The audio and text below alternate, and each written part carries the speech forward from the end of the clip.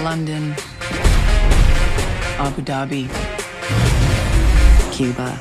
Our paths have crossed before, Dawn. You just didn't know it.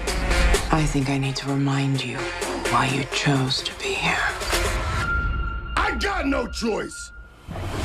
The Fate of the Furious is directed by F. Gary Gray and it stars Vin Diesel, Dwayne Johnson, Michelle Rodriguez, Tyrese Gibson, Charlize Theron, Jason Statham, Helen Mirren's in there, Luke Evans is in there too, Scott Eastwood, Kurt Russell. There's a lot of people in here and they're all pretty good. The Fate of the Furious is the 8th movie in the Fast and Furious franchise. You know, that movie that went from street racing, you know, Point Break with cars, to, you know, submarines in Russia and stuff. Seems legit, but basically Dominic Toretto is confronted by Charlize Theron. This is happening like the very beginning of the movie. He's on his honeymoon with Michelle Rodriguez, and he ends up, because of this interaction, he has to turn on his family and he has to betray them, and he has to start working for Charlize Theron. So they have to go stop Dom from doing all this stuff.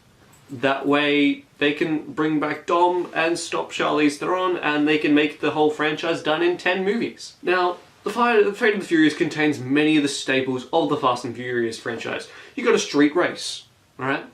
You got hot girls in barely any clothing, you know, 2017, cannot forget that point. Crazy and insane stunts that do not resemble, that doesn't make any sense. Does not make any sense. We're talking one car took down 7 in New York City in an intersection and you're just like, whoa.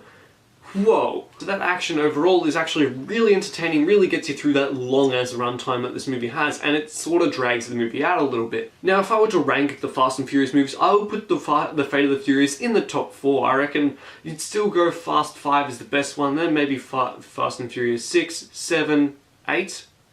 8 might be the 4th best movie, which is still saying something really good. The acting from everyone is surprisingly good. Like, Charlize Theron did not phone it in, she still gave really good performance. Vin Diesel was still very good. Dwayne Johnson kills the movie. His banter with Jason Statham is absolutely terrific. I love the chemistry amongst the entirety of the cast, and I would be so open to a Pacifier reboot. You remember that movie with Vin Diesel back in like 2004 or something, where he had to be a babysitter for something like that?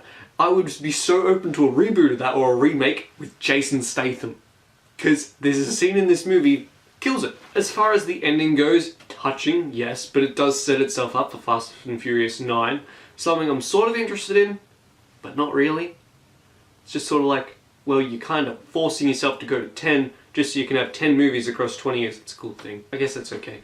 But, I don't know, I didn't really like how it set itself up so much more for a sequel. The Fate of the Furious, it's a good Fast and Furious movie. There's heart, there's action, it really gets you with the family subplots that it keeps hitting you over the head with, and that's just fine, I guess. I will say though, that for the Fate of the Furious, I'll have a side of fries with that. Have you seen the Fate of the Furious? What did you think of it? What's your favourite Fast and Furious movie? Let me know in the comments down below. Like the video if you enjoyed it, and subscribe and comment on the Platypus. I'll see you guys next time. Bye. Oh wow, you made it to the end of the video. Good job. Click that subscribe button over there for more good content, or click one of these 2 videos down below, which is probably one of my most recent ones, probably. I mean, you know, just click either one of them. Either one's really good enough.